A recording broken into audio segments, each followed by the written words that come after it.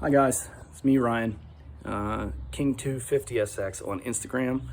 I wanted to go over some wheel specs for an S13 89-240SX, and I'm going to try and run through this and not mess this video up because it's like the 10th time I've done this.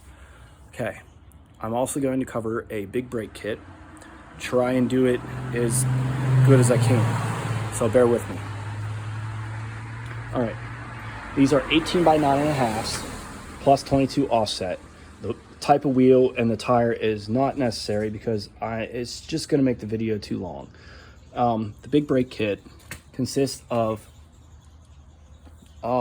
cross-drilled and slotted rotors and Z32 calipers. These rotors are from a G35 performance model. These are OEM spec, and I don't know if it's the way they're set up or whatever, but when you get these Z32 calipers, you have to get the adapter bracket. I mean, these could bolt right up, but then you don't get the 12.75 rotor. So the brackets that go on tend to sit. I don't have the brackets off of the car, they are on, so this is my makeshift bracket right here. Okay, these are the old pads. Obviously I don't need them anymore. So your bracket sits like this, right? Okay, well, mounted straight to the back of the spindle where the old caliper is supposed to mount, it puts this end out too far with these G35 rotors, I guess. I don't know if like you have less of a hat here on another rotor or whatever, but these G35 rotors sit like this. They have this lip and it puts the rotor back. But if you just add about, I don't know, a 1/4 inch spacing between your bolts. So right here you would put your spacers, and then you would put this over top of, you know, put your spindle right here, then put your bolts through that. That will allow this to sit back further, which will bring your caliper back, and then the caliper won't hit the back of the rotor. Like the inside of the caliper has these threaded like spacer things already mounted to it, and they kind of stick out a little bit. So if you backspace that and take it out, it will allow your rotor to sit perfectly in the caliper. Now, I ordered both of these calipers from the same company. They are Nissan OEM spec, and for some reason this caliper doesn't say Nissan, but the other one does. So going over that, that's done. The 18 by 9.5s, I spaced out. You probably don't need 1 inch spacers, but I got 1 inch just to make sure I had enough clearance, because I don't care about this. Like, my county doesn't care about this. They don't care that it sticks out this far. That's 3 fingers there, so that's about 2.5 inches. I think you're allowed 1.5 inches legally, but nobody cares, nobody says anything. I already have another car with that spacing on it, and nobody says anything to me. I haven't been pulled over yet. And believe me, with this car, I drove around without the hood on, and cops are looking for a reason to pull this thing over, or another car that I have. They're always on me about something. But for the most part, they let me go. So there's 2 issues with these. One is they hit right there. And that could be because of the adapters. You know, maybe you could get a smaller adapter. And the lug studs that came with the rotors, or the Tommy Gun 5-lug swap, they're a little long. So actually, my G35, I had to change the front wheel bearings. And I had 2 hubs that I got from a junkyard car, 99 Maxima, I think, and it had studs in it too. So I was able to bang all these out and replace those and get the adapter on, and then now my wheel's sitting. So I think because of the 1 inch adapter and lug studs and whatnot, it brings the wheel out pretty far. So as your wheel comes out, I think it's called aspect ratio or whatever, it brings more, it basically makes your wheel longer, like the turning longer. So if you can imagine, there's an arm in there from where the spindle is to the front of the wheel. Basically by using, you know, putting the adapter on and then the wheels being so aggressive, excuse me, it makes your lever or your arm longer. So now it has more swing. So now it hits more shit. So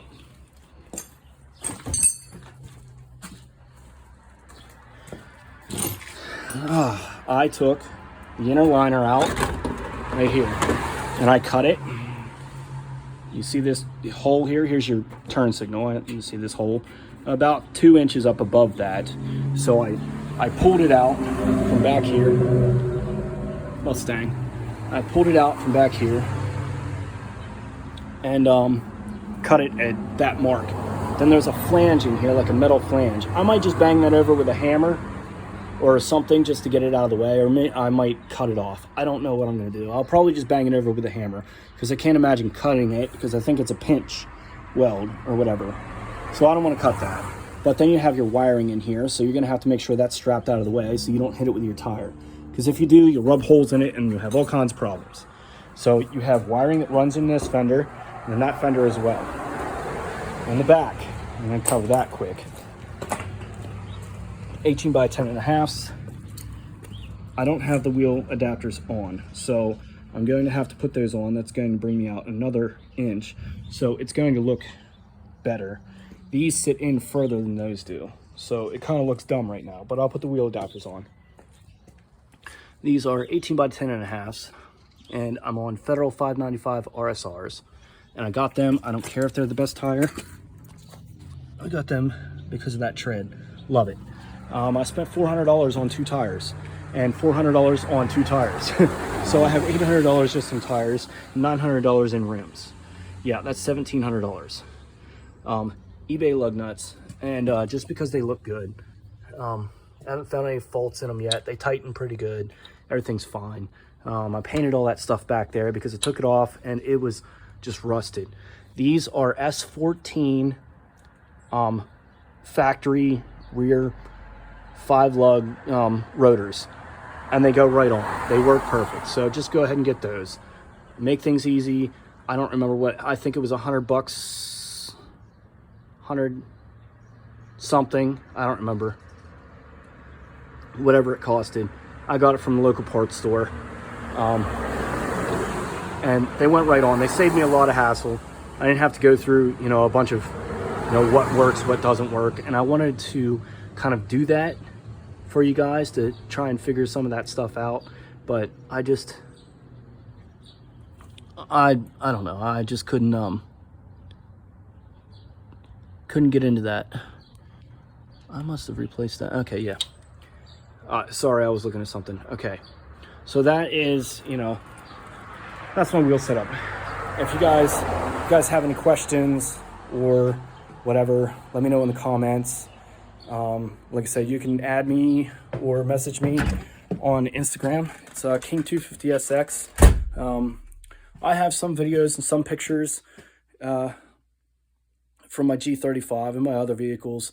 I'm always doing Nissan stuff, so I'm gonna try and get more projects and things in. So I'm not like Mighty Car Mods or nothing, but I'm gonna try and do some of these swaps and upgrades and things, and I'll try and take you guys along with me and take the videos and upload them so you guys can kind of get some information from them. I think the wheel spec thing was a really good idea, you know, to do a video about, because there's a lot of guys that are just lost, and you know, you're on Facebook or wherever else, and you just can't get you can't grasp the idea of what size to actually go with your cars. So you end up getting the same size and the same spec as somebody else. And who wants that? Like, we're all individuals and we all want our cars to be different. So don't listen to people that tell you that you can't fit 10.5s on your car or 8.5 or 9.5s or whatever, because I just did. And it works fine. So let me know in the comments anything I can do better to make my videos better, you know, what you guys would like to see, and I'll work on it. I know I could make a list. I could slow down a little bit and try and go through things, but I want my videos to be fast, and I want you guys to be able to get some information from them as quick as possible and not have to watch a lot of drama and a lot of bullcrap, because when you need information, you don't want to have to watch 3/4 of a video before you get the information at the end, which is the problem that I ran into. Maybe it's my lack of patience or whatever, but when I was trying to watch YouTubes just to find a short answer or whatever, you would have to watch the whole video before you got the answer. I already gave you guys the answer in the beginning of the video, so if you don't want any more information from this video, which I'm going to end soon, then go ahead and close it off. Give me a like and a share, and maybe comment something. I don't care. Maybe put your YouTube videos, your YouTube name tag in there, and I'll try and subscribe and follow you guys as well. If you have good content or whatever. Pretty easy to get along with. All right, good luck with the wheel setups, and keep at it, I guess. Keep wrenching. Never stop, because the world needs us. There's a lot of people. I've ran into a lot of people that don't have a clue of what to do with their cars. And so they get on YouTube and they watch our videos. And they watch the things that we do, whether they're good videos or not, which I guarantee you, my videos are subpar, and they're just full of information. I can't guarantee, I'm not Jack Black. I'm not, some good actor that's, very entertaining, that's going to keep you guys,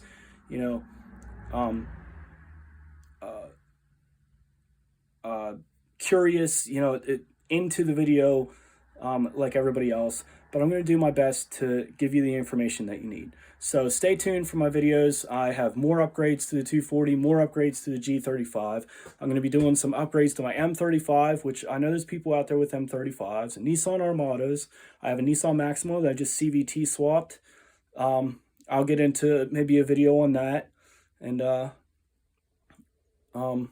know, you guys own these vehicles. So we're going to try and get you more videos. All right, peace.